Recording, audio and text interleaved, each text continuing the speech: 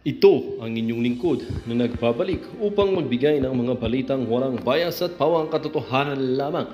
Ito ang Bayang Pinas. Ang isyong ito ay naging usap-usapan sa buong bansa at iba't ibang social media platforms. Presidente Kuting ng Norte at ang kanyang administrasyon ay tila ba talaga nakakasuka na. Ito namang si dating senadora at ex-convict na si Laila de Lima, sinabing makikihukay daw umano sa puntod nitong si yumaong dating Pangulong si Marcos Sr. Wala namang imik sa pangyayaring ito. Dito nga natin makikita mga kaibigan na halos lahat ng mamamayan sa ating bansa ay talaga bang nasusuka na dito sa pamamahala at sa administrasyon ni Presidente Kuting, kung saan mga kaibigan ay nakikita talaga na walang pagbabago dito sa ating bansa or wala man lang improve. Kaya na lamang dito natin makikita mga kaibigan na wala nang improve or wala nang improvement sa ating bansa, ay mas lumalala pa ang ating pagbagsak at lalong-lalo na ang ating ekonomiya, kung saan mga kaibigan ang mga bilihin ay pataas ng pataas at ang sahod naman ay nananatiling mababa. Kaya na lamang itong ating mga mamamayan mga kaibigan ay talagang naghihirap na nga at naghihingalo na maghanap buhay sa pang-araw-araw at nahihirapan kung saan sila kukuha ng kanilang pangtaguyod sa kanilang mga pamilya. Ito namang si Laila de Lima, nakikieksena na naman dito sa patungkol sa sinabi ni Vice President Sara Duterte na uhukayin niya daw umano itong puntod nitong si Yumaong, or makikihukay daw siya umano dito sa puntod ni Yumaong dating Pangulong Marcos Sr. Ito talagang si Dilima na ito talagang go with the flow na lang mga kaibigan, kung saan talaga siya yung magpapasikat ba at yung talagang magpapagrandstanding, talagang political moves. Dito nga natin makikita ang mga makakaliwang grupo na ito ay patuloy pa rin talagang gumagalaw sa ating bansa kahit na medyo naubos na sila ni dating Pangulong former President Rodrigo Roa Duterte. Ito na naman si Senadora Amy Marcos ay wala namang imik sa pangyayaring ito. At sinasabi lumano na hindi rin naman daw nila yan magagawa dahil nga mga kaibigan ay ang presidente pa ng ating bansa ay itong si Presidente Kuting ng Norte. Kaya na lamang hindi maiwasan ng ating mga netizen na magbigay ng kanilang mga hinaing at opinyon. Sana doon sa mga nagbago sa drug war kampanya ni FPRRD na mga adik, lumabas sana kayo at magbigay ng inspirasyon sa mga iba pang-adik na nagbago at samahan po natin si FPRRD October 22 sa hearing. Kasi naman anak ng presidente pero hindi na katapos ng pag-aaral. Red flag na dapat yun pero sinuportahan nyo pa din. Kung yung ama hindi pinakinggan, tayo pa ba? May isip na ako noong martial law, naabutan ko yun. Nabulagan ako sa mga nangyayari noong martial law at hanggang sa lumaki ako at pagkakaalala ko mabait ang mga Marcos, walang ginagawang korupsyon at walang ginagawang masama. Ngayon namulat na ang mata ko dahil sa sila pala ang madama, walang utang na loob, manggagamit. At ngayong yung inilibing nila, umaalingasaw sa baho dahil sa junior, lumabas ang ugaling bastos at nahalata na ang bangag at nagpapatunay na totoo pala ang mga nangyari noong martial law. Gone are the days of declamation, di Lima. Masakit na sa tenga ang old style ng speech, hindi gaya ni Inday, para nakipagkwentuhan lang, hindi mapuputulan ng ugat gaya mo saba. Mas effective ang parang nakipagkwentuhan lang. Buong media at ang House of the Thieves ay nagising at nagtaasan ng BP. Tahimik sila kasi naubusan sila mga dilawan. Ikaw, D5, di ka lang nanahimik, di ka na mananalo. Punta ka na lang kay Dayan. Di ka na nahiya. Baka gusto mo ibalik yung mga video mo. Mag-show ka lang dun ulit sa Bilibid. Well, para nga sa kabuang detalye at impormasyon ay panoorin na lamang ang buong video at salamat rin sa ating mga solid viewers sa walang sawang pagsuporta. At kung bago naman sa ating channel ay syempre huwag kakalimutan mag-subscribe, pindutin ang notification bell, piliin na rin ang all upang laging maging updated sa mga balitang bago, totoo at walang bias dito sa channel ng Bayan, ang Bayang Pinas. Huwag din pong kakalimutan mag-iwan ng like at i-share ang ating mga videos. Muli po maraming salamat and God bless.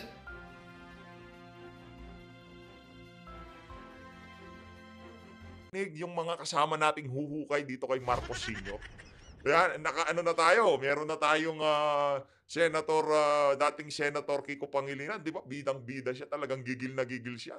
I-a-undo daw niya yung nangyaring paglibing dito kay Marcos Sr. sa libingan ng mga bayani. Malamang sa malamang sasama ho sa atin 'yan. Kaya itong si Senadora Leila de Lima, alamin ho natin mamaya kung ano yung silakbo ng kanyang damdamin, kung talaga bang buo ang loob niya. Pagka nagkataon, makakasama ho natin sa paghukay itong si General Torre, anak ng toka. Expert ho yun sa paghukay. May natawa ho tayo dun sa isang nag-comment sa video natin eh. Ang dapat daw isama natin itong si General Torre. Hindi man daw dudumi yung mga kamay natin, mabilis pa sa alas 4, mailalabas niya kaagad itong si Marcos Jr. Ito mga kababayan, gusto ko lamang paalalahanan yung mga maaangas na talyanista at ensaymada na kung saan binabanatan itong si dating Pangulong Rodrigo Duterte. Kaugnay pa rin ho doon sa gaganaping investigasyon at doon sa kasulukuyang ginaganap na investigasyon dyan sa House of Representatives. I know Mr. Marcos. He never worked. All he did was go to the disco and he was always high on pulburon. Di ba?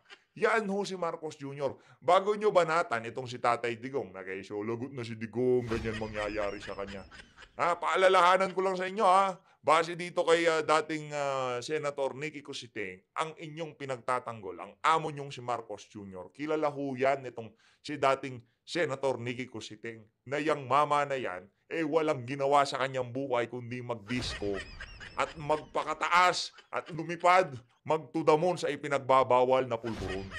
Yan lang ho ang alam gawin niyang nitong si Marcos Jr. Meron ho tayong nakitang larawan dito kanina. Ayan, ito ho mga kababayan. Nakita ho natin ang larawan nitong si Dan Fernandez. Bigla ho tayong napaisip.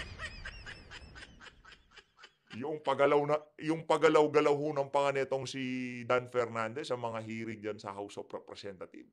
Ngayon medyo naiintindihan natin yung paghigop niya, yung pagsipsip niya talagang sanay na sanay itong si Congressman Dan Fernandez. Sa tingin niyo ho ba mga kababayan, yan ho bang paghawak niya ng straw at paghawak... Napanood nyo na ho ba yung sinabi ko sa inyo kagabi? Punta kayo sa page ni Sir Ibi. Makikita nyo yung alley na kung saan sa harap ng tindahan. Hindi ko na ho ipapalabas dito eh. Ang pangit ho kasi tingnan. Nagdudurog sa harap ng camera. Napakapangit ho nun. No, kaya hindi na ho natin makipakita dahil hindi ho natin alam kung gaano katatanda yung mga makakapanood sa atin. No, kung mapapanood nyo yun kay Sir Ibi na lang. Sa PH Update, wag na ho. Kung papalabas man ho natin yun, baka i-blur ho natin noong hinihigop nung ali, yung kanyang mahiwagang pulburon. Eto na ho mga kababayan. Dumako na ho tayo dito kay dating Senadora Leila de Lima. No? Kasi ito ho talaga yung dito. By the way meron nung bagong accomplishment itong Marcos administration. Ito ho, Philippine rice imports are expected to increase further to 4.9 million metric tons in 2025 because of smaller crops delivered by local farmers. Palakpakan ho natin. Bagong Pilipinas, masaganang mga bangag, anak ng tokwa. PH remain as world's top rice importer. Palakpakan ho natin, anak ng tokwa. Di ba? Yan ang mga balita sa administrasyon ni Tatay nitong si Marcos Jr. Kung nung balita kay dating Pangulong Rodrigo Duterte, kaliwat kanan, merong mga pinasisinayaang mga bagong proyekto, yung mga flagship project kung tawagin, yung mga tunnel, yung mga tulay, yung mga tren, yung mga tawag dito, yung mga bypass road. Dito ho ang ating accomplishment dito nananatili tayo sa 2025. PH remain as world's top rice importer. Palakpakan ho natin itong bangag administration. Ayos. Ang galing. Eto, dumako na ho tayo dito kay Senadora Leila de Lima. No? Dito ho mga kababayan, sasagutin ho natin ng punto por punto itong mga banat nitong si dating Senadora Leila de Lima sa pagkakalibing nitong si Marcos Sr. sa libingan ng mga bayani. Pakinggan ho natin tapos ibigay ho natin yung ating mga punto de vista dito sa ali na to.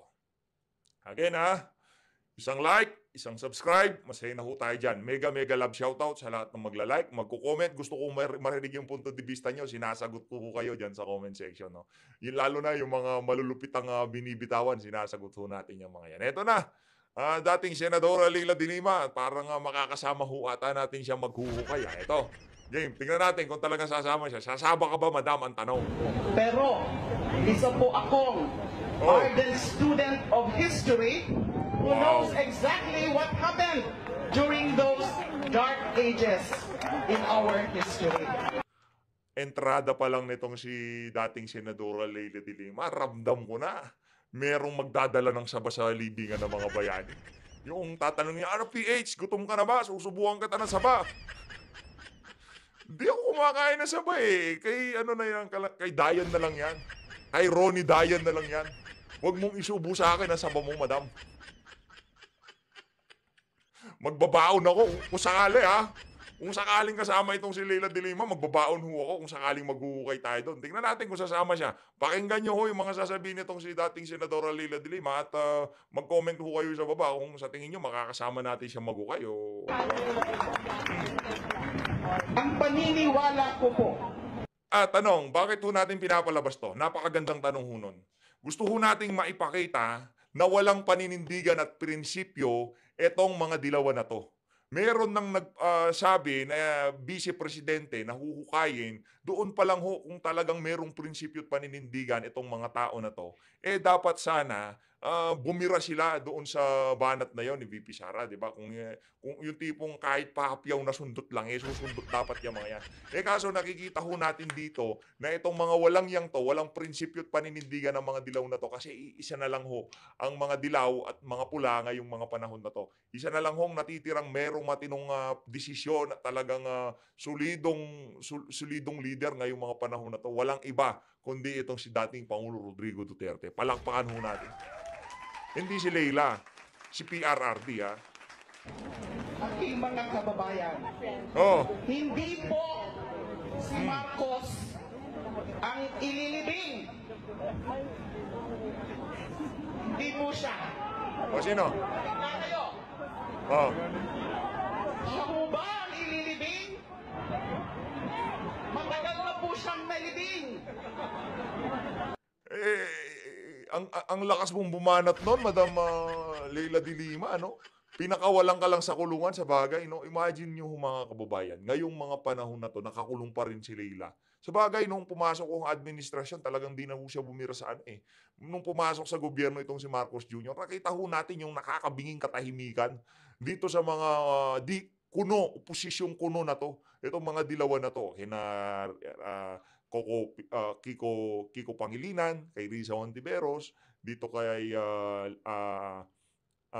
Bam Aquino, wala ho tayong narinig na ni katiting na pagbatikos dito sa mga individual na to, sa mga kapalpakan ng administrasyon itong si Marcos Jr. Yun nung kinasasakit pa ng loob natin. Bakit noong kay Tatay Digong, ang ganda-ganda ng palakad ng mama, bira kayo ng bira, anak ng tokwa.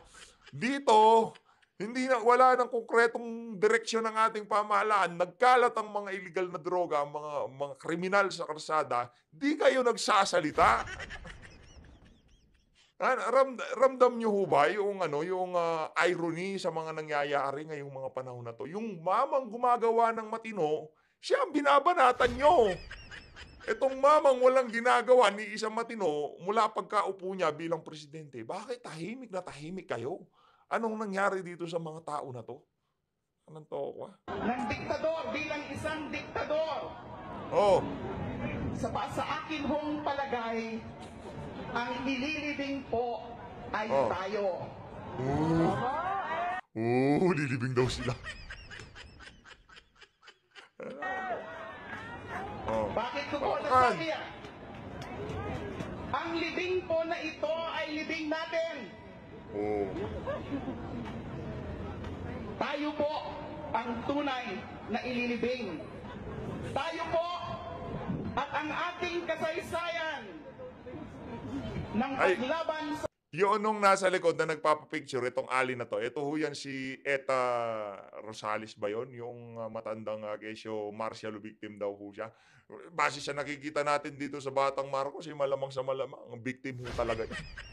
Sa mga diktador at berdugo, Oh, tayo ang ibabaon Naku. sa ilalim ng lupa. nagkakabulahan na Katulad naman ho. ng pagbaon ng diktadura Oh. sa libo-libong biktima ng martial law. Katulad ng paghagis sa ilog sa mga bangkay ng mga kabataan na ninais labanan ang kadiliman. Katulad sa pagtambak ng lupa sa mga duguang katawan ng ating mga mahal sa buhay. In fairness, yung speech nitong si Leila de Lima, makabagbag brief. Yung hindi yung brief natin. Yung brief ni Jonel. Jonel pala, sorry. Hindi Ronnie Dyer. Jonel, sorry. Makabagbag brief ni Jonel.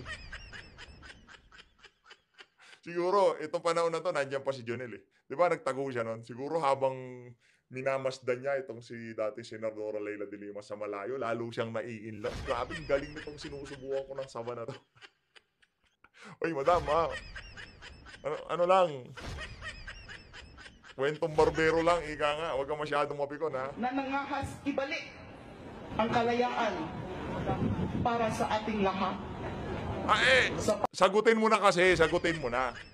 Tutulungan mo ba kami kung sakaling hukayin namin itong si Marcos Sr. sa libingan ng mga bayani? Sagot! Paglibing kay Marcos. Oh. Inilibing na rin ang natitira pang tapang at giting ng Pilipino sa nalabanan ng pagbalik ng mga diktador at mga berdugo sa ating bayan. Yan po ang ibig sabihin ng paglibing kay Marcos sa libing. Grabe, napakalaking joke ho nang nangyari sa ating bansa, no? Napakalaking biro na hindi natin malaman kung bakit natin dinadanas itong mga ganitong klaseng bagay. Mantakin nyo yun, mga kababayan, yung sinuka natin, yung talagang galit na galit tayo dito sa mga individual na to dahil sa mga kalokohan nila, mga kabalbalang pinaggagawa nila sa ating bansa. Yung korupsyon na, lantarang korupsyon na nangyayari sa ating bansa nung panahon ng mga dilaw na to. Tapos linuklok natin si Tatay Digong. Isang pambubudol lang na, itige, tutuloy ko yung ginawa ni Duterte. Yung war on drugs. Problema, akong bahala dyan, anak ng toka. Lahat ho pala ng sinabi nitong si Marcos Jr. Puro kasinungalingan. Nakakalungkot man nung isipin. Sa bagay, ang daming ang matatalinong nabudol di ba? Naniwala sila kay BP Sara. Yun. Naniwala sila kay BP Sara. At talagang naniwala tayo kay BP Sara at naniwala tayo na tutuparin niya yung kanyang mga pinangako. Ibig sabihin, yung panluloko, nasa dugo na ho talaga ng mga Marcos na to. Kaya naman, yung mga tatakbo na may apelidong Marcos, mag-ingat-ingat ho kayo sa mga yan. Meron ho tayong nabasang isang comment, isa ho daw sa mga kasama natin dito. Di ko lang alam taga Ilocos daw ho siya. Taga Solid North, ika nga, no? Taga Ilocos daw ho siya. Marami na daw hong galit ngayon sa pamilya Marcos, dyan sa Ilocos. Dahil sa mga kalukuhan na nangyayari doon, yung mga EDCA, yung mga kano, napakarami daw yung mga kalukuhan na nangyayari ngayong mga panahon na to doon sa lugar na yun. Kaya yung mga tao doon, galit na daw sila dito sa mga Marcos na to. Hindi, yan, kumbaga, unconfirmed. Ilan ng mga bayani, hindi ho ba malinaw sa kanila kung anong ibig sabihin ng bayani? Ito po ay ang pagpuksa sa natitirang lakas ng Pilipino na manindigan at labanin ang pagbabalik ng diktadura. Papayag ba tayo na ilibing tayo? Naku, yan. Sasama ho ata itong dati Senadora Leila de Lima.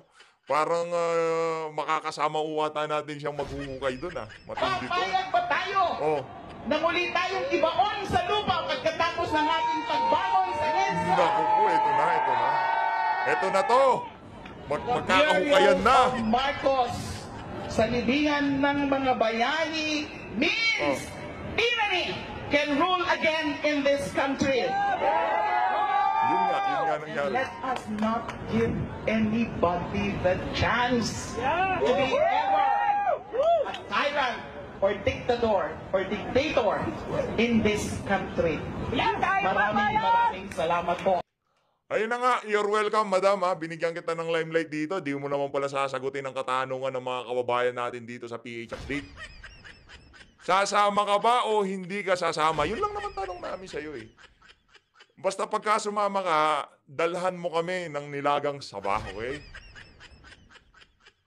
Tapos isaw-saw mo dun sa bagoong. Parang masarap po yun, eh. Di ba ginagawa nila yon? Yung nilagang saging, tapos isaw-saw dun sa bagoong, yung bagoong isda. Naku, parang masarap po yun. Maggiginamos tayo doon sa doon sa libingan ng mga bayani. Ayun na nga mga kababayan.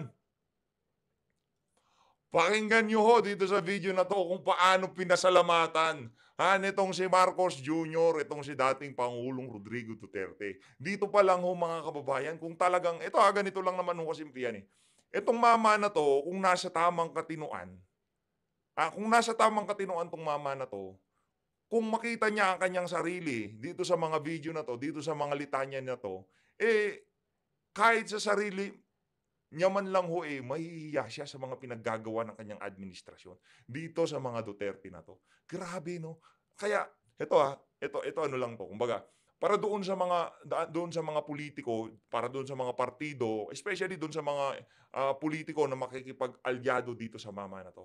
Pagka wala na ho kayong pakinabang dyan sa mama na yan, sigurado, itchipwera, meron ho kayong kalalagyan. Kaya, mag-ingat ho kayo dito sa mama na to. Pakinggan nyo kung gaano kawalang yatong si Marcos Jr. Game. Siyempre, kami nasisihan at na-dismiss ng Supreme Court yung petition na itigil ang paglibing sa aking ama at matutuloy na.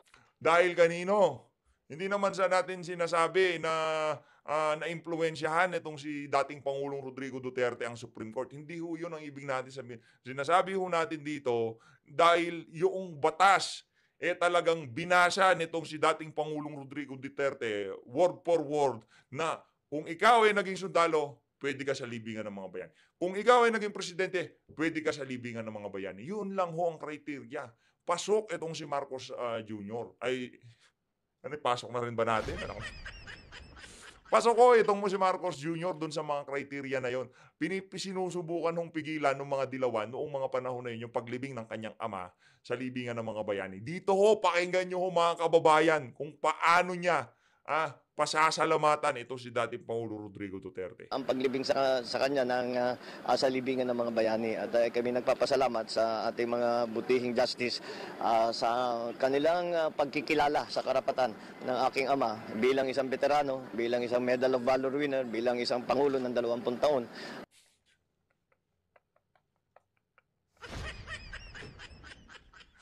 Pangulo ng 20 taon.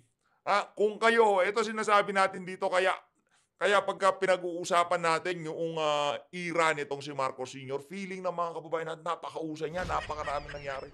Mga kababayan, sa loob ng 30 taon, 20 taon, kung wala kang nagawa bilang Pangulo, naku po, talagang meron kang problema, ika nga. Meron naman ho silang nagawa. Marami ho silang mga ari-arian di umano sa iba't ibang mga bansa, di ba? Marami ho silang mga gold. Kaya yung mga Talyanista at mga ensaymada vlogger, mapanggang sa ngayon, naghihintay pa rin. Inihintay ho nila yung ipinangakong Talano Gold dito sa mga to. Relo nga, hindi mabigay sa sundalong mandirigma. Bibigyan pa kayo ng ginto ng walang yan. Asa pa kayo. Tago niya na lang. Di ba? Baka yung mga ginto niyan sa loob, meron din pulburon. Na mailibing sa libingan ng mga bayani. Nagpapasalamat din kami kay Pangulong Duterte sa kanyang tuluyan at matibay na suporta sa karapatan nga ng aking ama na mailibing sa...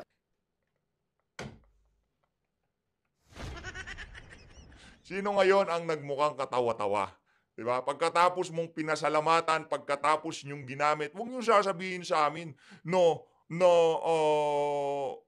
bayad yon sa mga Ilocano na bumoto sa akin. Mga loko-loko ba kayo?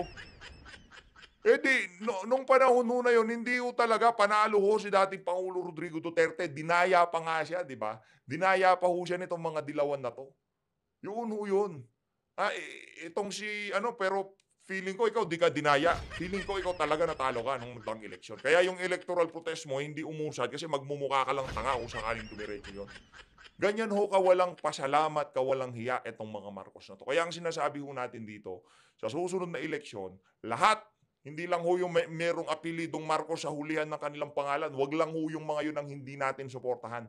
Maging yung mga magpapa-endorso nasa senatorial lineup nitong mama na to dahil wala hong balik sa sambayan ng Pilipino ang mga pinaggagawa o kung yung mga iluluklok ng administrasyon na to sa senatorial slate nitong si Marcos Jr. Naku. Libingan ng mga bayani at umaasa kami na itong hakbang na ito ay ang unang hakbang sa siguro paghihilom ng mga sugat at Oo. Inamin ho niya na meron talagang sugat. Meron talaga. Marami talaga nangyaring pang-aabuso. Kasalanan ba yun ni Marcos Sr.? Di natin alam. Kasalanan ho ba yun ng nagpatupad ng Marcelo nung mga panahon natin? Wala, hindi ho tayo nabuhay nung mga panahon na yun. Kaya kung tayo ay magsasalita at magbabase doon sa mga historical books, yung mga historical testimony ng mga nabuhay nung mga panahon na yun, sa ayot sa gusto natin may bias. Kaya yaang mga nangyari na yan, mapahanggang sa ngayon, hindi ho natin alam kung totoo o hindi totoo. Pero malamang nagsaside ho ako doon sa totoo na talagang maraming nangyaring pang-aabuso noong panahon nitong si Marcos Sr. Kayo ho, kung inabutan nyo yun, mag-comment ho kayo sa baba. Kung inabutan nyo yung batas militar nitong si Marcos Sr., kung talaga nga bang merong ang naririnig lang ho natin, merong pagka daw gabi, may curfew, tahimik, hindi ka pwedeng manggulo-gulo kasi dadamputin ka, mayayari ka, ganun, disiplinado daw yung mga tao. Pero ngayon, kung gagawin nyo ang bagay na yon para talaga, ginawa yon, pagkakaalam natin base sa mga istorya na, ginawa yon dahil lumalakas ang puwersa ng mga makakaliwa.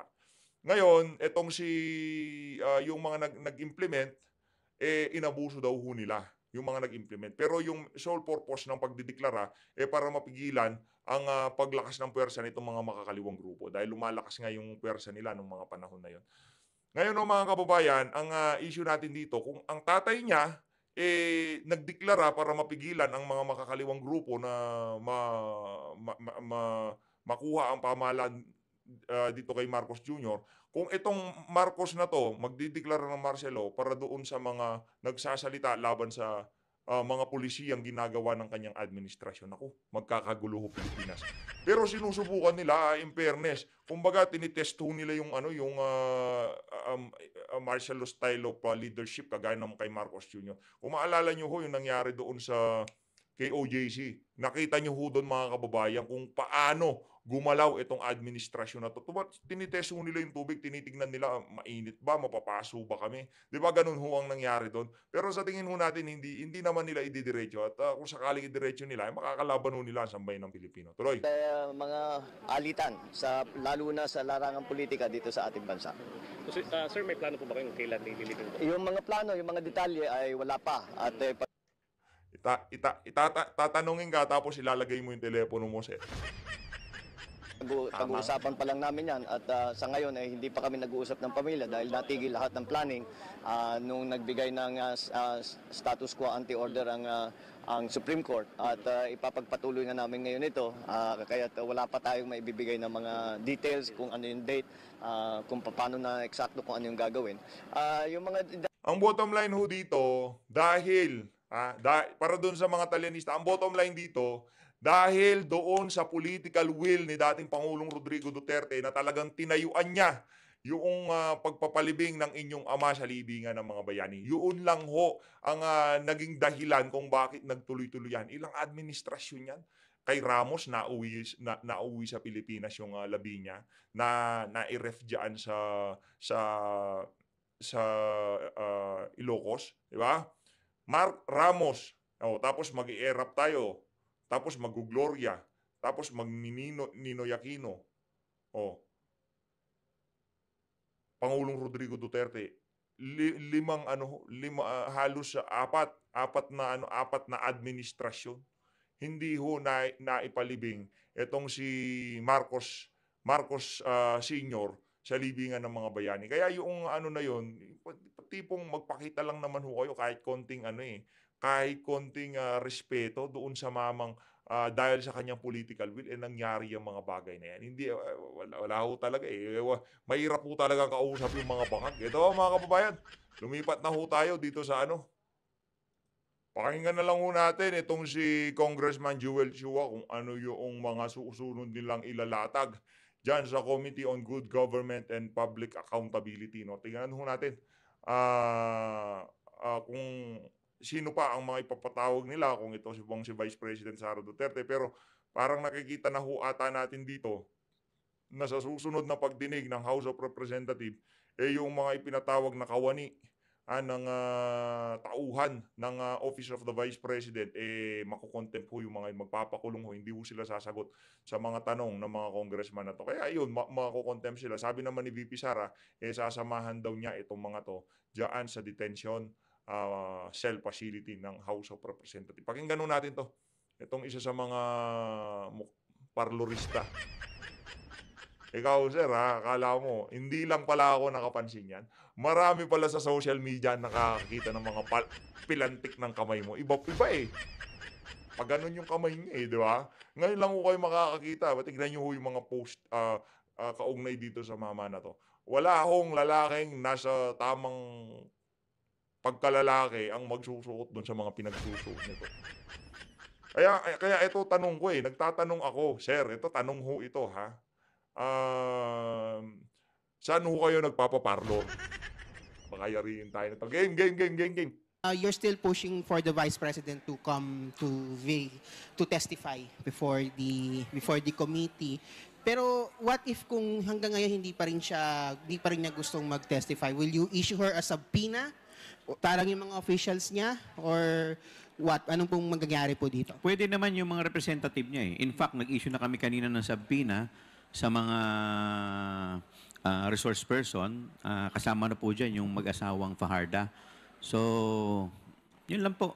So, inuunti-unti ho nila. Hindi naman talaga nila tatapusin yan. Actually, pwede nilang tapusin sa isang arangkada, pero hindi ho nila gagawin yun. Actually, meron na silang findings kung anong gusto nilang gawin dyan sa committee na yan Kung ano ba mga rirepasuin sa batas, anong rirepasuin dyan sa mga rules, dyan sa joint circular na yan, na yung pagliliquidate ng confidential fund.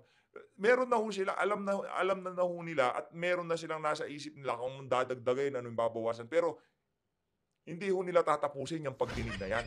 Susulitin ho nila yan. Ilang buwan pa ba natitira? February, March, April, May, June, 6 na. Sobra pa ho pala sa kalahating taon. Susubok, i-maximize ho nila yung pananatili nila na yan dyan sa House of Representatives sa mga nalalabing buwan para tuluyan ng mawasak itong si Vice President Sara Duterte. At kitang-kita nyo naman ho yun sa pagkukups ng mga ibang House of, miyembro nila dyan sa Committee on Good so Government. para at least, ako tingin ko, ito yung magandang venue para masagot po nila yung mga tanong at mga mga lumabas sa ating committee hearing.